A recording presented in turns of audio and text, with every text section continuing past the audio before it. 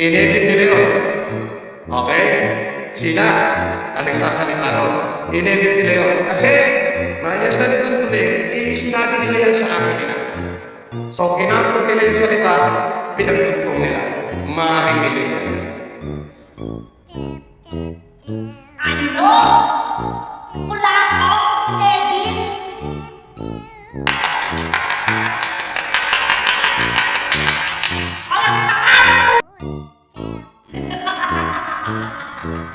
Inedit! Si Makagato ang nagsasalita. Okay? Dinugtong, kinapture para ma-antagonize.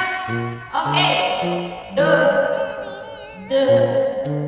You're amazingly crazy and stupid. Okay? Okay? Oh my God! Siguraduhin mo, papasayan sa korte! Tignan mo lang kung buhay at wala kang alam at stupido kang talaga! Okay, let's go sa mga susunod na palusot ng ating bidabidang animal!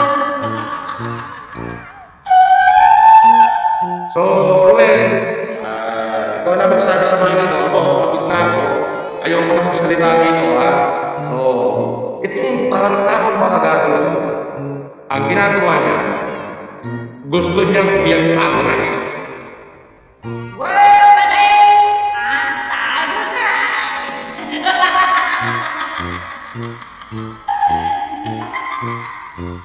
Happy Monday, by the way! Sabi niya doon eh, boss, nang gigigil ka ang tao. Hindi. Gusto niyang i-antagonize si Manny. Si Manny. Ulitin ko bahala na kayong makinig kung saan ko sinimulan yung kwento. Lahat na sinabi mo ito. Kwento mo yan! Siyempre kita ka dyan! Kwento mo yan! Siyempre kita ka dyan! Ulol! Unggoy! Sa lahat ng sinabi mo, sa 10 sinabi mo, 11 ang kasinungalingan!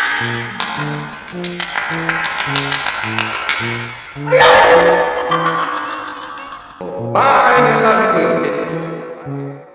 About regarding sa but it is 8 years ago.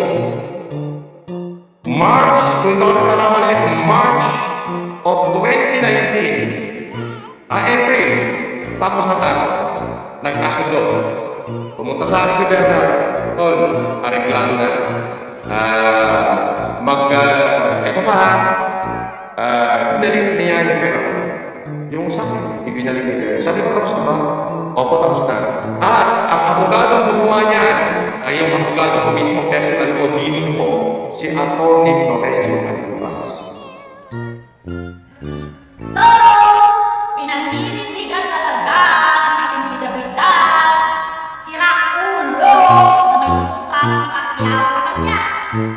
So, kanino tayo naniniwala? Sa ating pambansang kamao or sa taong urbe na tarantado?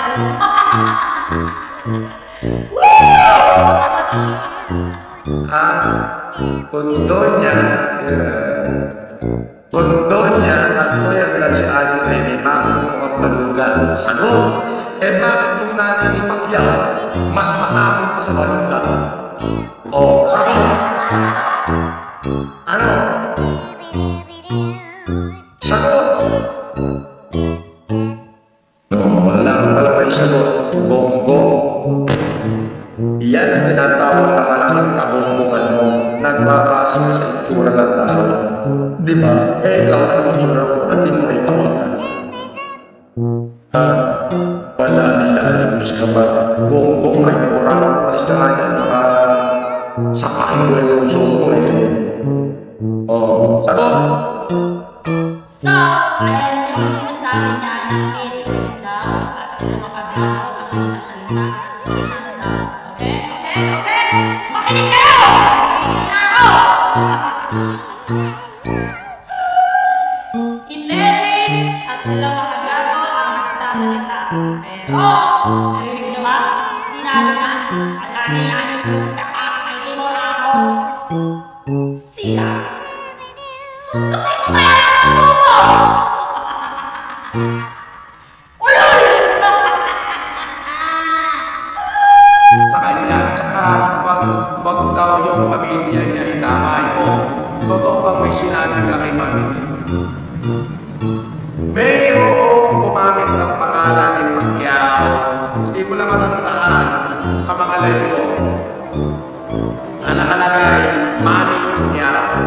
May blue tick pa. Hindi naman natin alam kung siya yun.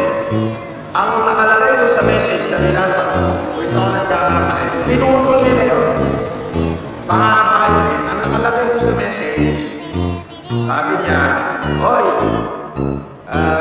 Peggy Marcos, paano man titirahin ni Pacifico ang nanay mo, tulingan na. Parang gano'n yung nabas ko. So, sumagot ako, panik ko yun. Malay ko ba? Kasi nakikipag-interact ako sa supporter mo. Okay? Nakikipag-interact ako sa supporter ko eh. So, malay ko siya yun. Alam mo, sabi niya, paano naman papatulan ni Pacifico ang nanay mo? Tuloy ka na. Nanay ko rin dinamay.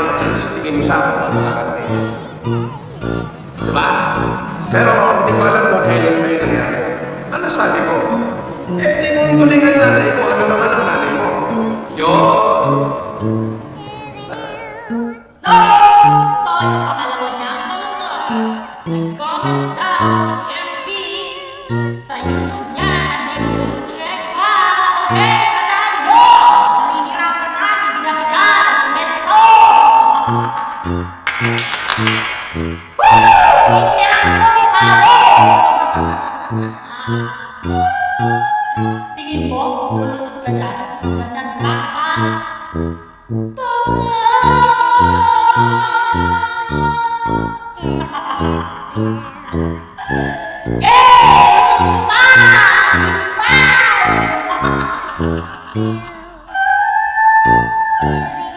Asan ang resibo?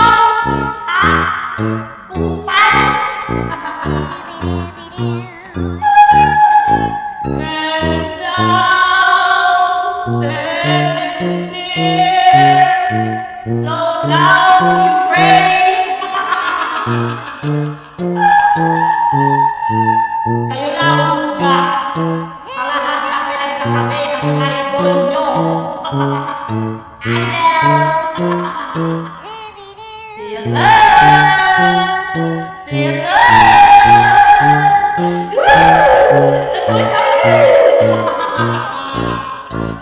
Ang ikaw, hindi ka na nakita. Dadayin ka na nakita.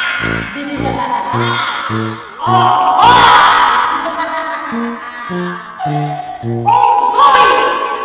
Isipin mo, ikaw yung tao na bumuhay sa kalipad sa panduloko ng mga tao na nagpapakahirap sa ibang bansa. Paano mo nagagawa kainin yun, boy? Ha, boy? Paano mo nagagawa pagkain sa pamilya mo at kalokohan mo? How can you do that? God damn it! Ako ay ex-convict, convicted criminal at scammer. Ako ay ex-convict, convicted criminal at scammer. Galingan mo pa! Galingan mo pa po! Oh!